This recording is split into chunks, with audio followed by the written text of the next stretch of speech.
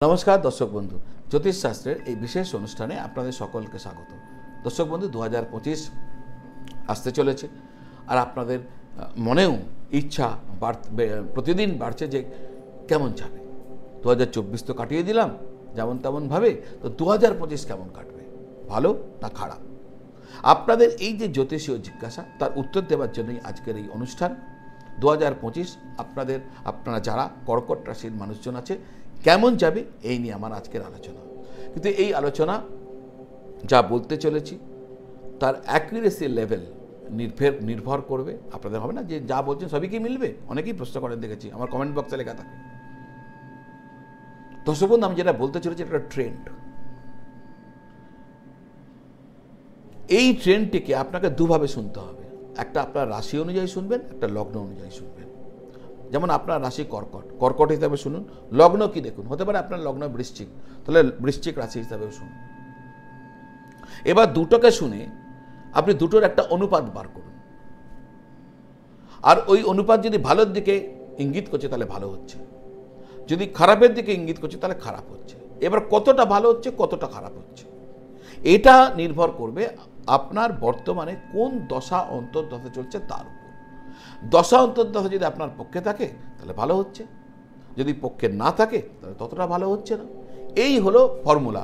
তো এইভাবে আপনি আমার যা প্রেডিকশনস, আমার যা পূর্বাভাস 2025 সাল সম্পর্কে, সেটিকে আপনি শুনবেন, নিশ্চয়ই আপনার কাজে লাগবে। আমি আগাম আপনাদের সামনে রাখতে চলেছি এই কারণে, যাতে আপনাদের জীবনে 2025 কেমন যাবে তার একটা রূপরেখা আপনি জানতে পেরে যান, আর সেই মতো নিজের জীবনকে 2025-এ আপনি এগিয়ে নিয়ে যেতে পারেন। দর্শক বন্ধু, আপনারা যারা জ্যোতিষীয়ভাবে আমাকে দেখাতে চাইছেন, আমাকে কুণ্ডলী বিচার করাতে চাইছেন, প্রতিকার প্রতিবিধান জানতে চাইছেন, আমার সাথে যোগাযোগ করতে চাইছেন, অনলাইন পদ্ধতির মাধ্যমে এবং অফলাইন পদ্ধতির মাধ্যমে আপনি আমার সাথে যোগাযোগ করতে পারেন। যে নাম্বারটি নিচে স্ক্রিনে দেওয়া আছে 9830564500, ওই নাম্বারে ফোন করে বা হোয়াটসঅ্যাপ করে কমিউনিকেট করলে আমার অফিস থেকে আপনাকে উত্তর দিয়ে দেবে। আপনারা যদি যোগাযোগ করেন তাহলে আমি আপনার সাথে ভিডিও কলে কানেক্ট হয়ে আপনার যাবতীয় জ্যোতিষ প্রশ্নের উত্তর দিয়ে দেবো, যা জানতে চান তা বলে দেবো। আর যদি মনে করেন সরাসরি চেম্বারতে দেখা করবেন, ওখান থেকেই আপনাকে বলে দেওয়া হবে কবে, কোথায়, কিভাবে আপনি আমাকে পেতে পারেন। দর্শক বন্ধু, আসা যাক আজকের মূল বিষয় হচ্ছে কর্কট রাশি 2025 কেমন যাবে। এই যে আলোচনা, এই আলোচনাতে প্রথমেই আপনার স্বাস্থ্য ভাব, কারণ স্বাস্থ্যের চেয়ে বড় ধন সম্পদ আর কিচ্ছু নেই। 2025 কর্কট রাশির মানুষদের ক্ষেত্রে কখনো একটু ভালো, কখনো একটু খারাপ, অর্থাৎ মিশ্র ফলাফল নিয়ে আসবে, কিন্তু তার মধ্যে খারাপের পরিমাণটাই কিন্তু একটু বেশি হতে পারে। বছরের শুরু থেকে মার্চ মাস পর্যন্ত শনির গোচর অষ্টম ঘরে থাকবে, যা আপনার স্বাস্থ্যের দিক থেকে ভালো নয়। বিশেষ করে কোমর, হাঁটু, পা, যৌনাঙ্গ বা মুখ, এই সমস্ত ক্ষেত্রে আপনার কোনো না কোনো সমস্যা আসতে পারে। এই যে স্বাস্থ্য সমস্যাগুলো বলে গেলাম, সম্পূর্ণ আপনাকে এখানে সচেতন থাকা উচিত হবে।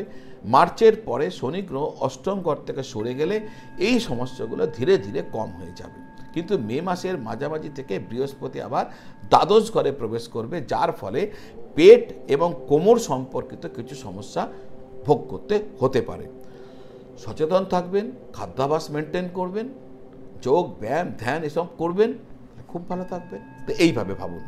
পড়াশোনা, বিদ্যাভাব, এবছরের শুরু থেকে মে মাসের মাঝামাঝি পর্যন্ত উচ্চশিক্ষার কারক গ্রহ বৃহস্পতি আপনার পঞ্চম ও সপ্তম ঘরে দৃষ্টি দেবে, ফলে ছাত্রছাত্রীদের ফলাফল ভালো হবে। মে মাসের মাঝামাঝি পরে বৃহস্পতি আপনার দ্বাদশ ঘরে প্রবেশ করলে তখন সাধারণভাবে এই যে দ্বাদশ ঘরে যে যাবে, এই পরিস্থিতিটা সাধারণভাবে ভালো না, একটা দুর্বল পরিস্থিতি হিসাবে বিবেচিত হবে।